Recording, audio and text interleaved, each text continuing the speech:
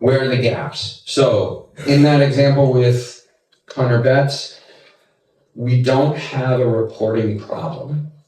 We have a coordination problem. Okay, over 2/3 of attackers, people within their communities, expressed concern.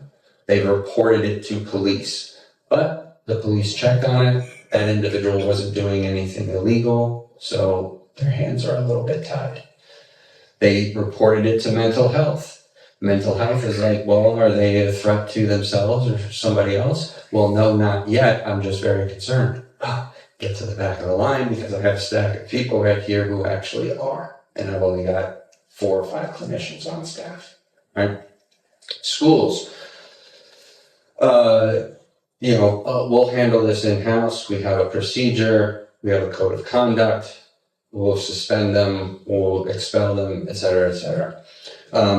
We advise that they don't suspend the individual. Suspending the individual actually compounds that message of isolation, and that they are a reject and an outcast. It also gives them time to do more planning.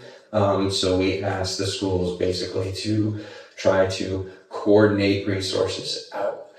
So if there is a person that law enforcement comes in and is interacting with, and they do a behavioral threat assessment on that individual, and yes, they haven't done anything illegal, but they need some help, let's try to share it with mental health. If mental health doesn't have the capacity or it doesn't reach a certain threshold for them to respond, let's find a community group that we can try to get this person the help that they need. Schools.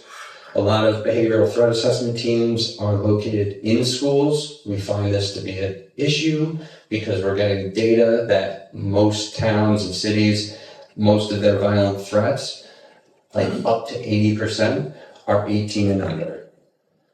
I'm sorry.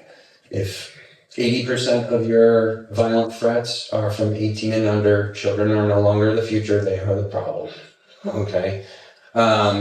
So the message, the data is skewed because that's where the behavioral threat assessment is looking at the population. We are trying to get those behavioral threat assessment teams, not necessarily extracting them out of the school, that the school isn't part of the behavioral threat assessment team, but make it more town level.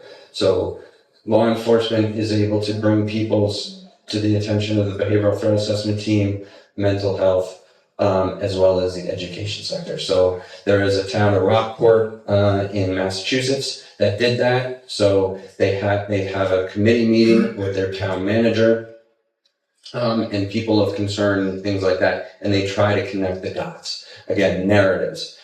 A lot of people, when you take a look at attackers and their sort of character arc, there's a lot of one-off incidences that in isolation don't really raise a whole lot of eyebrows, right? You're not going to go to a behavioral threat assessment team because somebody's parents got divorced. You're not going to go to a threat assessment team because somebody quit the soccer team, or their grades all of a sudden went off a cliff or something like that. It's not until something happens that you sort of reverse engineer it and sort of see, oh, those things in combination contributed. Okay, so that's what we're trying to create, and that's the whole culture of prevention that we are trying to establish.